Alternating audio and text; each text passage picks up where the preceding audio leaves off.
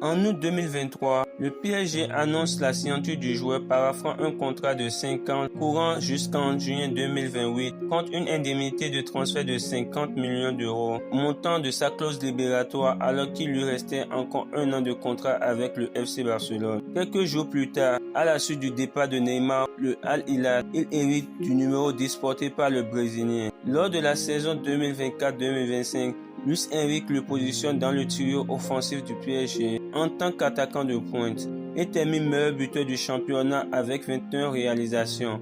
L'attaquant anglais Mason Greenwood de l'Olympique de Marseille inscrit autant de buts que Dembélé, mais le Parisien est le seul lauréat car ayant inscrit moins de pénaltys pour atteindre son total. Il expose lors de la saison 2024-2025 avec un quadruplé historique, championnat de France, Coupe de France, Trophée des champions et la Ligue des champions. Élément clé de cet exploit collectif, notamment avec 35 buts, record absolu de sa carrière. L'UEFA annonce qu'il est élu meilleur joueur de la compétition. La saison du PSG et de Dembélé se termine par la Coupe du monde des clubs et une place de finaliste. En septembre 2025, Ousmane Dembélé est sacré Ballon d'Or 2025 devant Lamine Yamal et Vitinha.